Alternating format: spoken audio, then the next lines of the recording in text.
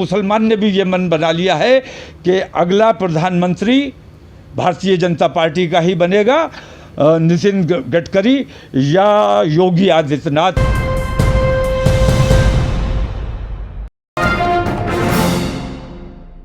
मैं हूं शकील अहमद और आप देख रहे हैं न्यूज़ मैक्स।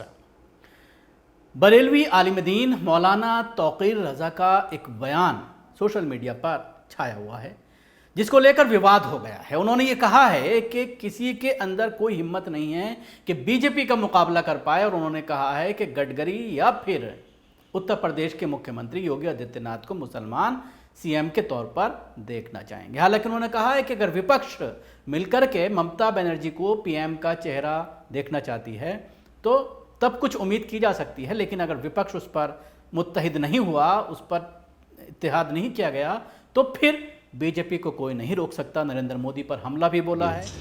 मायावती चाहती हैं वो प्रधानमंत्री बन जाए, समाजवादी वाले चाहते हैं वो प्रधानमंत्री बन जाए। ये लोग अगर सब अपने लिए काम करते रहेंगे, कोई नहीं बनने वाला है। मुसलमान ने भी ये मन बना लिया है कि अगला प्रधानमंत्री भारतीय जनता पार्टी का ही बनेगा, नितिन गडकरी या योगी आदित्यनाथ। मेरी राय ये है कि अगर ममता बनर्जी को प्रधानमंत्री का चेहरा बनाते हैं सब मिलके, तर नतीजा निकल सकता है। बरेली में आईएमसी इत्तेहाद मिल्लत कौंसिल प्रमुख और विश्व प्रसिद्ध दरगाह आला हजरत परिवार के मौलाना तौक़ीर रज़ा अपने विवादित बयानों को लेकर अक्सर चर्चा में रहते हैं। वहीं एक बार फिर मौलाना तौक़ीर ने प्रधानमंत्री नरेंद्र मोदी पर जमकर निशाना साधा है।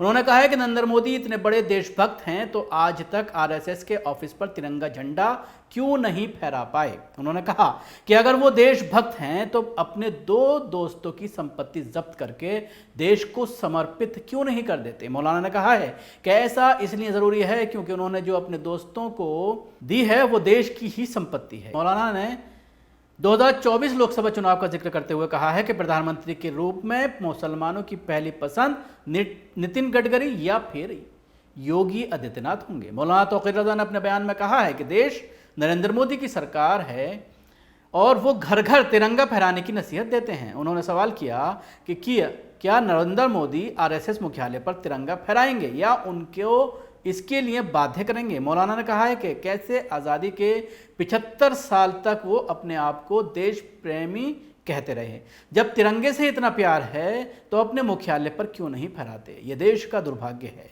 और ऐसे लोग हमारे नेता बने हुए हैं। मौलाना तौक़ीर रज़ा ने कहा है कि इन तमाम चीज़ों पर देश की जनता को गौर करना चाहिए। देश के नेताओं ने देश प्रेम की आड़ में जनता का दोहन किया है। उन्होंने कहा है कि हमारे देश के राष्ट्रीय ध्वज को भी धंधा बना लिया गया है।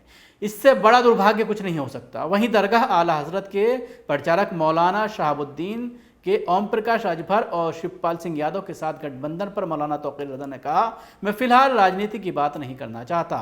उन्होंने कहा कि वे देश के लिए राजनीति करते हैं। 2024 लोकसभा चुनाव को लेकर मौलाना तौक़ीर ने कहा कि मायावती चाहती हैं कि वो प्रधानमंत्री बन जाएं, समाजवादी वाले चाहते हैं कि वो प्रधानमंत्री बन जाएं। यदि ये सब अपने अपने लिए काम करते रहेंगे तो कोई नहीं बनने वाला है। मौलाना ने कहा है कि अगर भारतीय जनता पार्टी का मुकाबला करना है तो सबको मिलकर लड़ना होगा, कांग्रेस को भी कुर्बानी देनी पड़ेगी, सबको मिलकर एक साफ सुथरा चेहरा सामने लाना होगा, वरना आने वाले वक्त में मुसलमानों ने भी ये मन बना लिया है कि भारतीय जनता पार्टी से नितिन गडकरी या योगी आदित्यनाथ को देश के अगले प्रधानमंत्री बनाया जाए। उन्होंने कहा है कि अगर सब मिलकर ममता बनर्जी को प्रधानमंत्री का चेहरा बनाते हुए तो बेहतर नतीजा निकल सकता है, वरना भारतीय जनता पार्टी का मुकाबला ना कांग्रेस कर पा रही है और ना ही कोई और कर पाएगा। मौलाना ने कहा है कि देश की तकरीबन 140 करोड़ की आबादी है, ये बहुत बड़ी ताकत है। हम आज भूखमरी के कगार पर हैं। आज़ादी के 75 वर्ष पूरे होने पर आज भी हम ये देखते हैं कि किसान खुदकुशी करने को मजबूर हैं, भूख से लोग मर जाते हैं।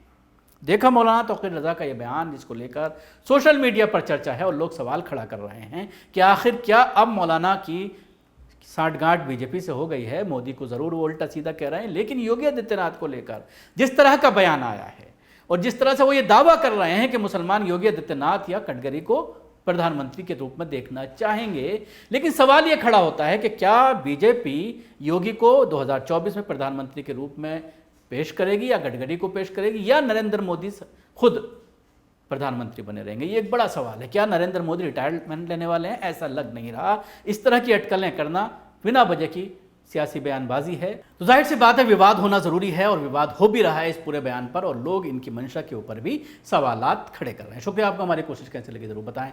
हमारे यूट्यूब चैनल को सब्सक्राइब करना ना भूलें, इसके साथ ही बेल आइकन जरूर दबाएं। अगर आप ये वीडियो फेसबुक पर देख रहे हैं तो पेज को लाइक करें, उसके साथ ही फॉलो भी करें।